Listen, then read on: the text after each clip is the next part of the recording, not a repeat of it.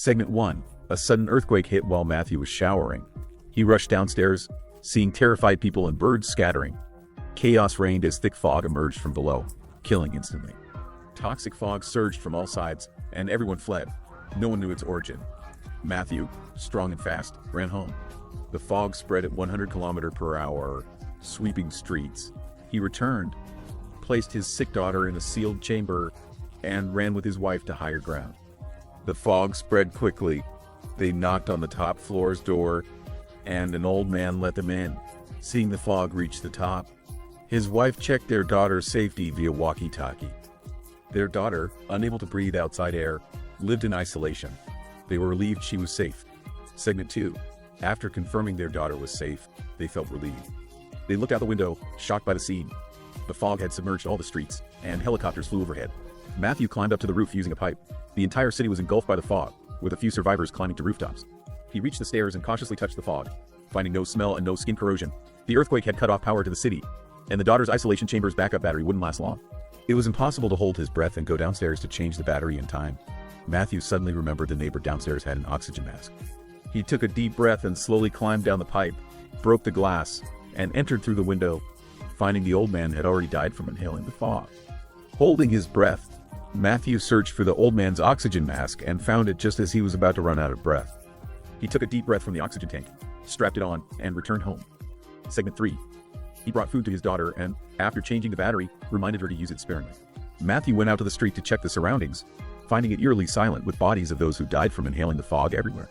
He dismantled a car battery for backup. Suddenly, he heard a whistle in the distance and followed the sound to find a group of people evacuating.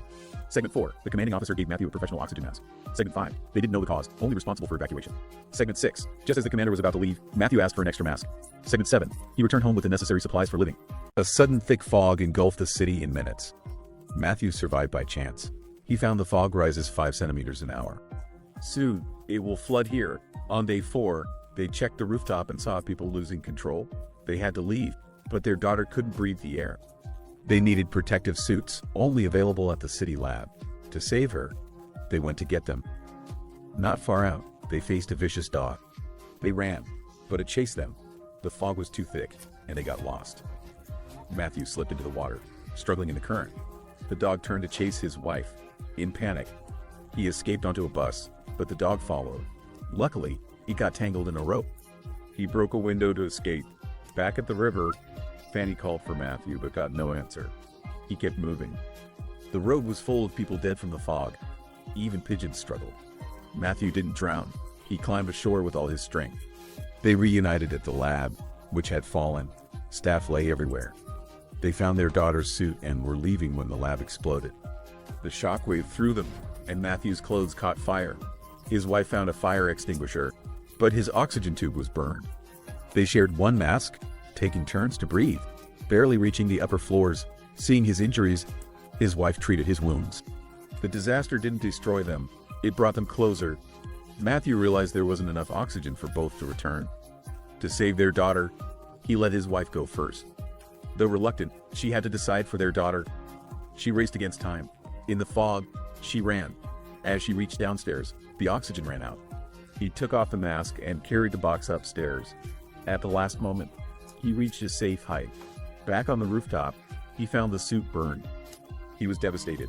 Matthew was carefully walking on the rooftop, surrounded by fog. One misstep could be fatal.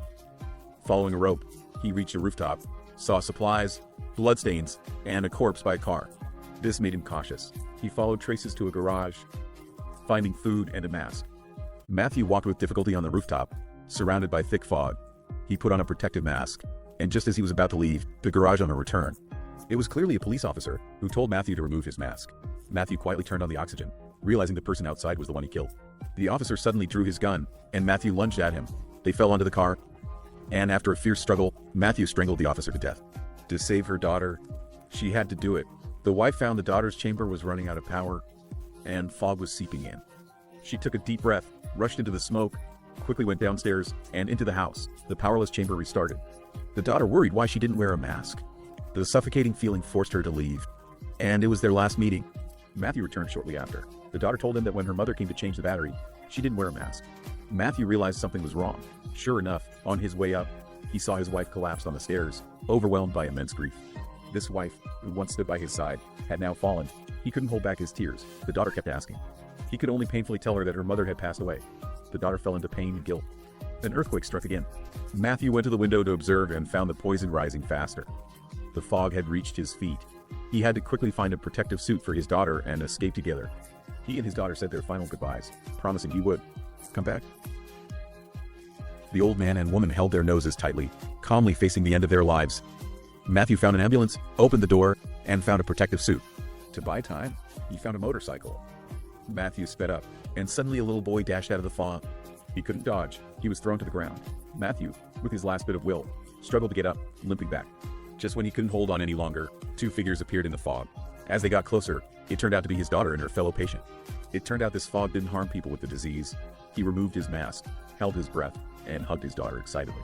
When he woke up again, he was lying in an isolation chamber, and his daughter's voice came through the intercom. The story ends here. The sudden fog swept through the entire city in just a few minutes. Perhaps this is nature's warning to humanity. After humans recklessly destroyed the environment, some developed a disease that prevented them from being exposed to air. However, when the fog came, they were unharmed, while healthy humans became trapped.